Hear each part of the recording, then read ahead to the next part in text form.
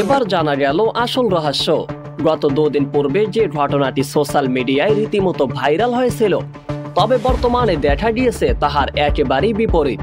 প্রেমিকাকে নিয়ে ঘুরতে যাওয়ার হাত খরচ মা ছেলেকে দেয়নি বিদায় মাকে হত্যা করে মরদেহ ফ্রিজের ভিতরে লুকিয়ে রেখেছে তাহার নিজ পুত্র।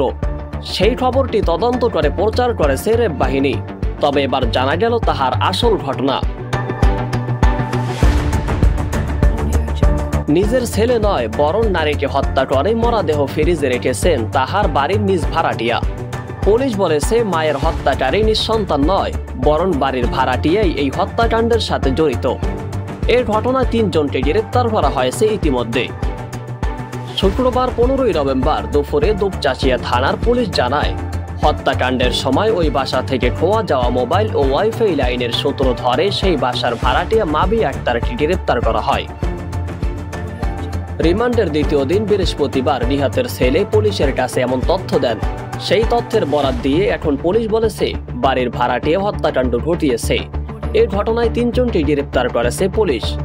শুক্রবার 15 নভেম্বর বাংলা ট্রিবিউনকে এসব তথ্য জানিয়েছেন মামলার তদন্তকারী কর্মকর্তা দুপচাচিয়া থানার উপপরিদর্শক। আমার এই সন্তান ছোটটা মাদ্রাসায় পড়ে, আমার এই সন্তান এ কাজ করবে এটা আমি কোনদিন ভাবতেও পারিনি, করবে না, আমার নিশ্চিত বিশ্বাস। গত রবিবার দুপুরে দুপচাচিয়া জয়পুরা এলাকার আজিজিয়া মঞ্জিল নামের 4 তলা বাড়ি থেকে সালমা খাতুনের লাশ উদ্ধার করা হয়। তিনি দুপচাচিয়া দারুস সুন্নাহ কামিল মাদ্রাসার উপাধ্যক্ষ আজিজুর রহমানের স্ত্রী। গ্রেপ্তারকৃত তাহার ছেলে সাদ ওই মাদ্রাসার আলিম 2য় বর্ষের শিক্ষার্থী। গ্রেপ্তারকৃত 3 জন হলেন দুপচাচিয়া উপজেলার চামরুল ইউনিয়নের ইসলামপুর উত্তর সাজাপুর গ্রামের আইয়ুব আলীর স্ত্রী মাবিয়া সুলতানা হাসি, গুড়াহার ইউনিয়নের তালুস পশ্চিম পাড়ার আব্দুর রহিমের ছেলে মুসলিম উদ্দিন ও তালুস বাজার এলাকার নারায়ণ রবিদাসের ছেলে সুমন রবিদাস। এরপর এসআই শুভ্র সিং বলেন, সাদ রিমান্ডে জানিয়েছেন তাহার মায়ের হত্যার বিষয় সে নাকি কিছুই জানেন না। এমনটি ঘটনার সময় সে বাসাতেও ছিল না। পরে বাসায় এসে দেখেন সবকিছুই এলোমেলো। ঘর থেকে মায়ের মোবাইল এবং জিনিসপত্র সবকিছুই চুরি হয়ে গেছে। তবে কিভাবে তা হয়েছে তা তাহার জানা নেই। তাকে যতবার জিজ্ঞাসা করা হয়েছে ততবারই সে বলেছে আমাকে এই বিষয়ে ফাঁসানো হয়েছে। তাহার দেওয়া তথ্য অনুযায়ী সালমার মোবাইল ও ঘর থেকে চুরি হওয়া জিনিসপত্রের সন্ধানে নেমেছে পুলিশ ও ডিবি। হত্যাকাণ্ডের দিন সেই বাসা থেকে চুরি হয়ে যাওয়া ওয়াইফাই ও রাউটার মোবাইলের সূত্র ধরে সেই বাসার ভাড়াটিয়া মাবিয়া সুলতানা হাসিকে বৃহস্পতিবার রাতে আটক করা হয়। পরে মাবিয়ার দেওয়া তথ্য অনুযায়ী রাতভর অভিযান চালিয়ে বাকি 2 জনকেও আটক করা হয়েছে। মাবিয়ার দেওয়া স্বীকারোক্তির বরাত দিয়ে শুভ্র সিং বলেন, জিজ্ঞাসাবাদে মাবিয়া বলেছেন 7 মাস আগে সালমার বাসা ভাড়া নিয়ে মাদক ও অনৈতিক কাজ চালিয়ে যাচ্ছিলেন তিনি।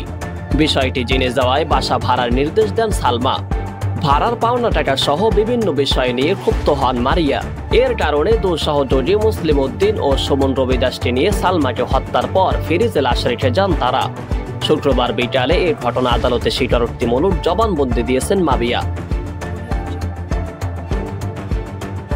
রিমান্ডে সাদের কাছ থেকে পাওয়া তথ্যের বর্ণনা অনুযায়ী মামলার তদন্তকারী কর্মকর্তা আরো বলেন, আজিজুর রহমান সালমা খাতুন দাম্পত্যের 4 ছেলের মধ্যে সবার ছোট হলো সাদ। জয়পুরা এলাকার আজিজিয়া মঞ্জিল নামের 4 তলা বাড়ির 3 তলায় ছেলেটি নিয়ে বাস করেন এই দাম্পত্য। তাদের 2 বড় ছেলে এবং 1 মেয়ে ঢাকায় বসবাস করেন। গত রবিবার সকালে নাস্তা করে আজিজুর রহমান ও ছেলে মাদ্রাসায় চলে যান। দুপুরে সাদ যখন বাড়িতে এসে দরজা বাহির থেকে তালাবদ্ধ দেখতে পান, তখন বিকল্প চাবি দিয়ে দরজা খুলে মাকে খুঁজে বেড়াচ্ছিল। তখন সে দেখতে পায় ঘরের জিনিসপত্র তছনছ হয়ে গিয়েছে।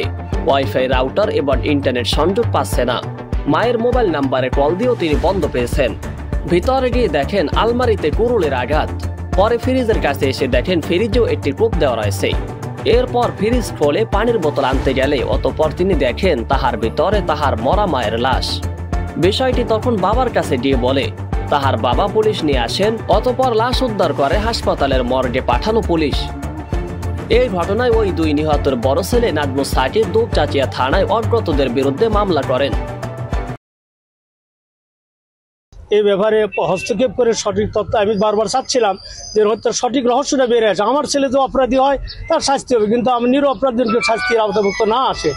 আর এটা না শুধু আমি নয়, আমার এলাকাবাসী, আমার দুঃখের সবার আত্মীয় সকলেই মর্মাহত যে এই সন্তান। আর আমি একটা আলিম মানুষ, এলাকার সুনামধন্য ব্যক্তি, মানে আমার অত্যন্ত মানক্ষুণ্ণ করা হচ্ছে এই ব্যাপারে।